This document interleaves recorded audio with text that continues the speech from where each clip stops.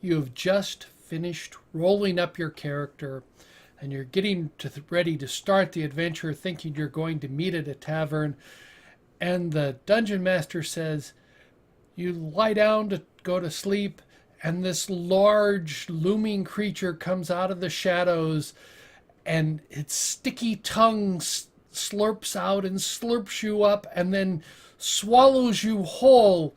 You feel the stomach acids attacking your body and you pass out from the pain. And thus starts an interesting adventure. Welcome to my channel. I focus on tabletop role-playing games, video games, and science fiction. I admit I had not really paid any attention to the Banderhobb in the 4th edition, which is where it was first introduced, at least according to one reference that I found, and I'll put the link down below by the guy who claims to have created the character. That Steve Gamer's blog talks about creating the character for the third Monster Manual 3 of the 4th edition. It's an interesting character, or an interesting creature, shall we say. And actually, this is one of the cases where I think I prefer a little bit of the 4th edition over the 5th edition. The 5th edition says the creature is just created by certain hags, or certain mages know how to create them, and they only live a few days. Where the 4th edition gives them a deeper ecology where they could actually persist for a longer period of time. And I think that's more interesting, to have the characters exist for longer periods of time and actually be able to shall we say, reproduce and so on. But even if you go with the 5th edition where they only last a few days, these are an interesting way. The thing that pops in my mind is an interesting way to start an adventure. They're a perfect tool for a magic user to go out and to acquire a party, bring them back.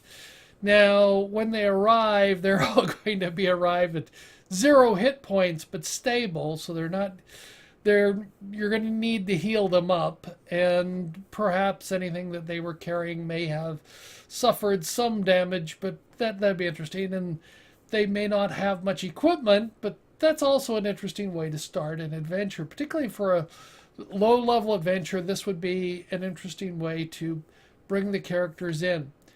And even if you do a higher level and they say, I'm going to fight, and they manage to kill the Banderhobb, they're going to want to know who sent it and track down the character who tried to bring them via Banderhobb transport, shall we say. They look like an interesting approach to starting an adventure. That's where they look interesting. In other things, because they're part shadow, part flesh, they're an interesting creature. Have any of you used Banderhobb in your campaign? Or have you been, as a player, have you had to fight Banderhobb or been swallowed by Banderhobb and drug off someplace? I'd like to hear. I hadn't really paid any attention to them until they were mentioned in Volo's guide. Thank you for watching my video. I look forward to learning what you think about this video. Let me know in the comments below. I appreciate all your comments. If you like the video, give it a thumbs up. If you don't like the video, give me a thumbs down. I appreciate both forms of feedback. If you're new here and would like to subscribe, you can click on the icon on the left. If you're interested, there's more content on the right.